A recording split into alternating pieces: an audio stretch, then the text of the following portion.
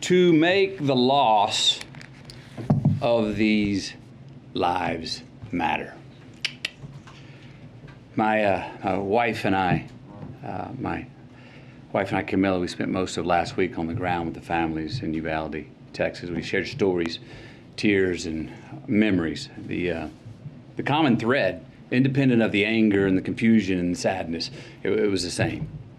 How can these families continue to honor these deaths by keeping the dreams of these children and teachers alive? Again, how can the loss of these lives matter? So while we honor and acknowledge the victims, we need to recognize that this time, it seems that something is different. There is a sense that perhaps there's a viable path forward. Responsible parties in this debate seem to at least be committed to sitting down and having a real conversation about a new and improved path forward. A path that can bring us closer together and make us safer as a country. A path that can actually get something done this time. Camilla and I came here to share my stories from my hometown of Uvalde. Came here to take meetings with elected officials on both sides of the aisle. We came here to speak to them, to speak with them, and to urge them to speak with each other. To remind and inspire them that the American people will continue to drive forward the mission of keeping our children safe, because it's more than our right to do so. It's our responsibility to do so. I'm here today in the hopes of applying what energy, reason, and passion that I have into trying to turn this moment into a reality. Because as I said, this moment is different. We are in a window of opportunity right now that we have not been in before. A window where it seems like real change can happen. Uvalde, Texas is where I was born. It's where my mom taught kindergarten less than a mile from Robb Elementary. Uvalde is where I learned to master a Daisy BB gun. That took 2 years before I graduated to a .410 shotgun. Uvalde is where I was taught to revere the power and the capability of the tool that we call a gun. Uvalde is where I learned responsible gun ownership. Now, Uvalde called me on May 24th when I learned the news of this devastating tragedy. I had been out of cellular range, working in the studio all day when I emerged, and messages about a mass shooting in the town I was born in began flooding my inbox. In a bit of shock, I drove home, hugged my children a bit tighter and longer than the night before, and then the reality of what had happened that day in the town I was born in set in. So the next morning, Camilla, myself, the kids, we loaded up the truck and we drove to Uvalde. When we arrived a few hours later, I got to tell you, even from the inside of our vehicle, you could feel the shock in the town. You could feel the pain, the denial, the disillusion, anger, blame, sadness, loss of lives, dreams halted. We saw ministries, we saw first responders, counselors, cooks, families trying to grieve without it being on the front page news. We met with the local funeral director and countless morticians who hadn't slept since the massacre the day before, because they've been working 24/7 trying to handle so many bodies at once, so many little innocent bodies who had their entire lives still yet to live. And that is there that we met two of the grieving parents, Ryan and Jessica Ramirez. Their 10-year-old daughter, Alethea. She was one of the 19 children that were killed the day before. Now, Alethea, her dream was to go to art school in Paris and one day share her art with the world. Ryan and Jessica were eager to share Alethea's art with us and said if we could share it, that somehow, maybe that would make Alethea smile in heaven. They told us that showing someone else Alethea's art would in some way keep her alive. Now, this particular drawing is a self-portrait, all right, of Alethea drawing with her friend in heaven looking down on her, drawing the very same picture. Her mother said of this drawing, she said, you know, we never really talked to her about heaven before, but somehow she knew. Letha was 10 years old. Her father, Ryan, this man was steady. He was uncommonly together and calm. When a frazzled friend of his came up and said, how are you so calm? I'd be going crazy. Ryan told him, he said, no, you wouldn't. No, you wouldn't. You'd be strong for your wife and kids, because if they see you go crazy, that will not help them. Just a week prior, Ryan got a full-time line job, stringing power lines from pole to pole. And every day since landing that well-paying full-time job, he reminded his daughter Alethea, he said, girl, Daddy gonna spoil you now. Told her every single night. He said, Daddy's gonna take you to SeaWorld one day.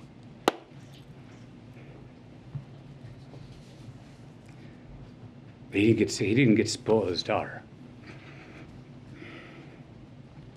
Alethea, she did not get to go to SeaWorld. We also met Anna and Danilo, the mom and the stepdad of 9-year-old Maite Rodriguez. Now, Maite wanted to be a marine biologist. She was already in contact with Corpus Christi University of A&M for her future college enrollment. 9 years old. Maite cared for the environment so strongly that when the city asked her mother if they could release some balloons into the sky in her memory, her mom said, oh no, Maite wouldn't want to litter. Maite wore green high-top Converse with a heart she had hand-drawn on the right toe because they represented her love of nature. Camilla's got these shoes. Can you show these shoes, please? Wore these every day. Green Converse with a heart on the right toe.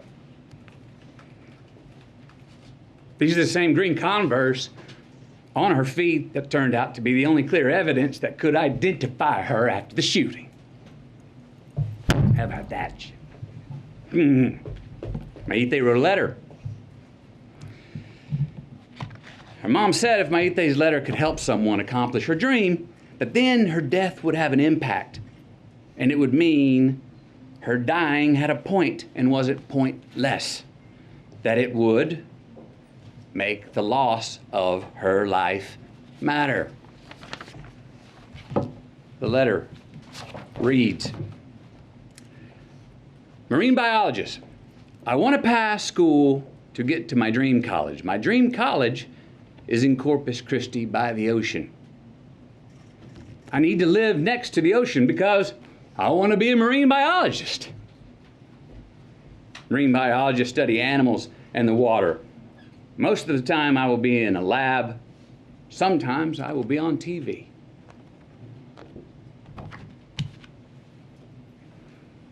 Then there was Ellie Garcia, a 10-year-old, and her parents, Stephen and Jennifer. Ellie loved to dance and she loved church. She even knew how to drive tractors and was already working with her dad and her uncle mowing yards. Ellie was always giving of her gifts, her time, even half-eaten food on her plate. They said around the house, we called her the great regifter. Smiling through tears, her family told us how Ellie loved to embrace, said she was the biggest hugger in the family. Now, Ellie was born Catholic, but had been going to Baptist church with her uncle for the last couple of years. Her mom and dad were proud of her because they said she was learning to love God no matter where.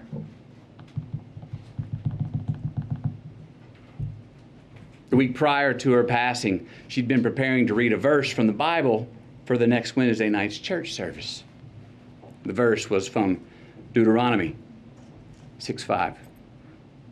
And thou shalt love the Lord thy God with all thy heart, with all thy soul, and with all thy might. That's who Ellie was becoming. But she never got to read it.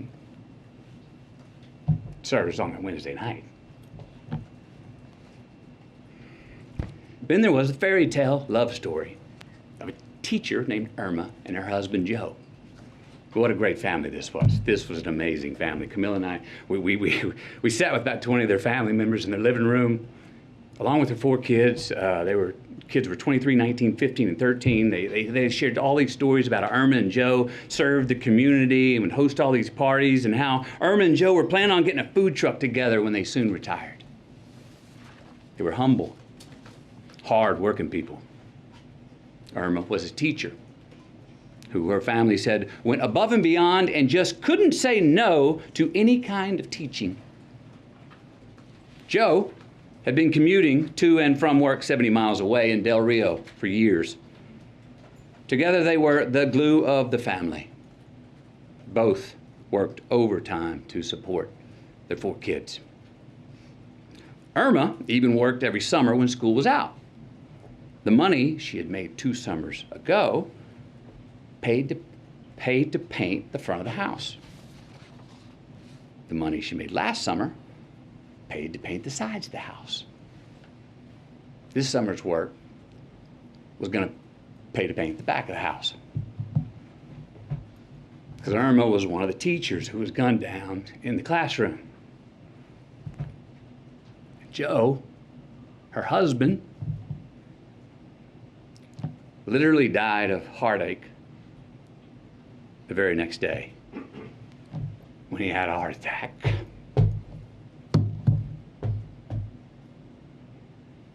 They never got to paint the back of their house. They never got to retire. And they never got to get that food truck together. We also met a cosmetologist. All right, she was well versed in mortuary makeup. That's the task of making the victims appear as peaceful and natural as possible for their open casket viewings. These bodies were very different. They needed much more than makeup to be presentable. They needed extensive restoration. Why? Due to the exceptionally large exit wounds of an AR-15 rifle. Most of the body so mutilated that only DNA test or green Converse could identify them. Many children were left not only dead but hollow. So yes, counselors are going to be needed in Uvalde for a long time. Counselors are needed in all these places where these mass shooters have been for a long time. I was told by many that it takes a good year before people even understand what to do next. And even then, when they become secure enough to take the first step forward, a lifetime is not going to heal those wounds. But again, you know what every one of these parents wanted, what they asked us for? What every parent separately expressed in their own way to Camilla and me? That they want their children's dreams to live on. That they want their children's dreams to continue to accomplish something after they are gone.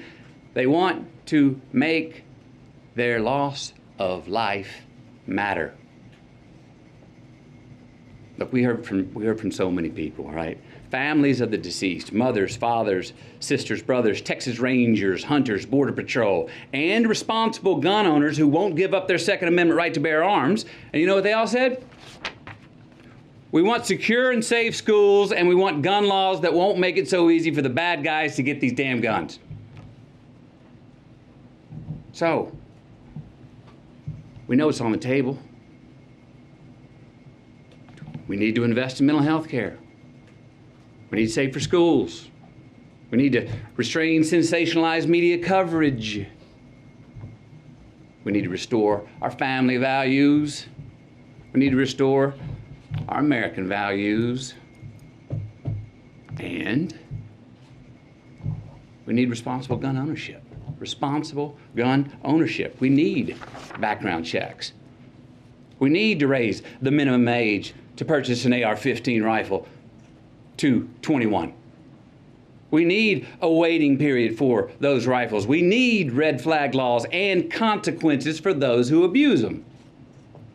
These are reasonable, practical, tactical regulations to our nation, states, communities, schools, and homes.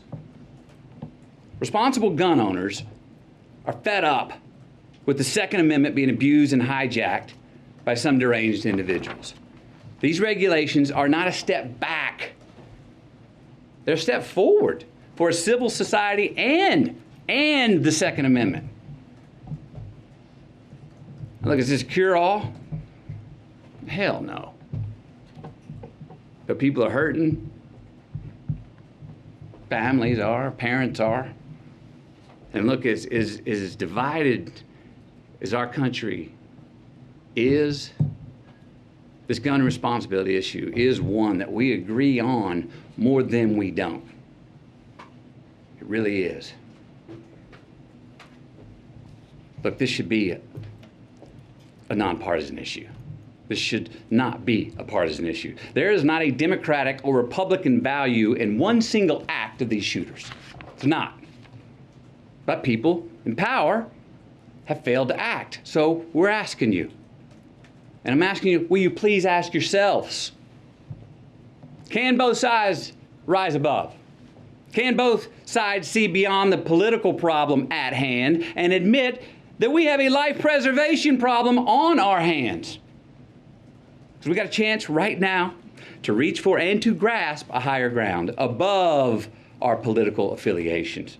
A chance to make a choice that does more than protect your party. A chance to make a choice that protects our country now and for the next generation. We got to take a sober, humble, and honest look in the mirror and rebrand ourselves based on what we truly value. What we truly value. We got to get some real courage and honor our immortal obligations instead of our party affiliations. Enough with the counterpunching. Enough of the invalidation of the other side. Let's come to the common table that represents the American people. Find a middle ground, the place where most of us Americans live anyway, especially on this issue. Because I promise you, America, you and me, we are not as divided as we are being told we are. No. How about we get inspired? Give ourselves just cause to revere our future again. Maybe set an example for our children. Give us reason to tell them, hey, listen and watch these men and women. These are great American leaders right here. Hope you grow up to be like them. And let's admit it. We can't truly be leaders if we're only living for re-election. Let's be knowledgeable and wise and act on what we truly believe. Again, we got to look in the mirror, lead with humility, and acknowledge the values that are inherent to, but also above politics. We got to make choices, make stands, embrace new ideas, and preserve the traditions that can create true progress for the next generation. With real leadership, let's start giving us, all of us with real leadership, let's start giving all of us good reason to believe that the American dream is not an illusion. So where do we start?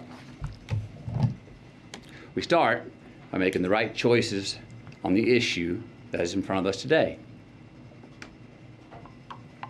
We start by making laws that save innocent lives and don't infringe on our Second Amendment rights. We start right now by voting to pass policies that can keep us from having as many Columbine, Sandy Hooks, Parklands, Las Vegases, Buffaloes, and Uvaldes from here on. We start by giving Alethea a chance to be spoiled by her dad.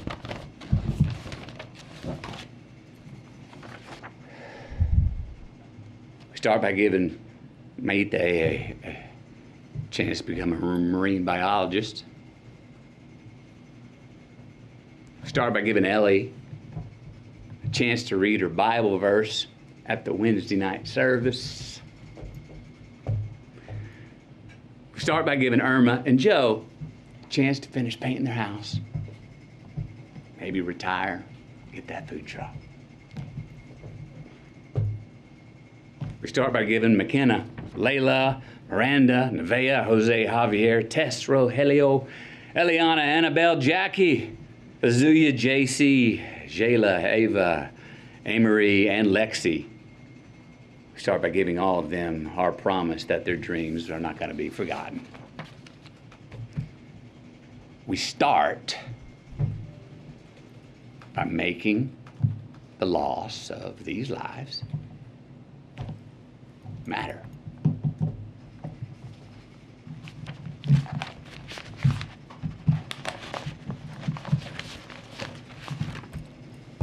Thank you. Thank you.